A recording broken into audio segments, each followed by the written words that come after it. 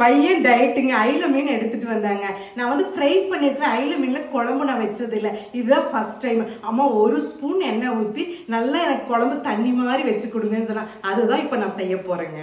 நல்லெண்ணெய் 1 spoon, 1/4 kilo சின்ன வெங்காயம், 5 தக்காளி பழம், 1 கைப்பிடி கருவேப்பிலை, 1 கட்டி பூண்டு,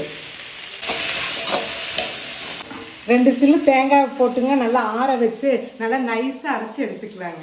1 ஸ்பூன் நல்லெண்ணெய், வெந்தயம், கடுகுளுந்தம் பருப்பு, சீரகம், இடித்த சின்ன வெங்காயம் 20, கருவேப்பிலை, 2 வரமிளகாய், 4 பல் பூண்டு. நம்ம ராவுஸோட சாம்பார் தூங்க மீன் குழம்பு கூட தூக்கலாக இருக்குங்க. அது வந்து ஒரு 3 ஸ்பூன் போட்டுக்கலாங்க.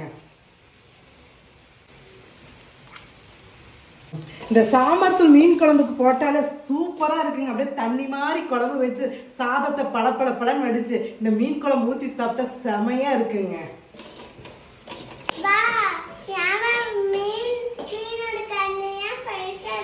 பெருசா இருக்கிற தங்க, இந்த மீன் கடை நீ சாப்பிடுவியா?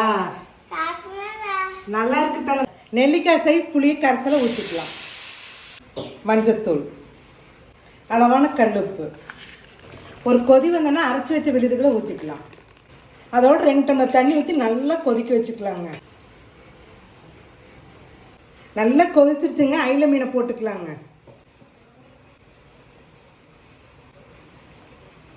மீனை போட்டோன்னா நல்லா தலைப்புலன்னு கொதிச்சிருச்சுங்க. மேலால் கொத்தமல்லி தழை தூவி விட்டுக்கலாங்க. பையன் கேட்ட மாதிரி தண்ணி மாதிரி அயில மீன் குழம்பு ரெடிங்க. பாருங்க, மாப்பிள்ளை சம்பா சாதத்தோடங்க நான் மீன் குழம்பு தான் வச்சு இன்னைக்கு சாப்பிட போகிறேன். தண்ணி மாதிரி மீன் குழம்புங்க. இதை அப்படியே இப்படி எடுத்து இந்த குழம்பு இப்படி வச்சு இப்படி தண்ணி மாதிரி ஊற்றி சாப்பிட்டா செமையாக இருக்கு. பாருங்க, நல்லா சாதத்தை பிணைஞ்சாச்சுங்க. அப்படியே இந்த மீன் அப்படி கொஞ்சம் வச்சுங்க.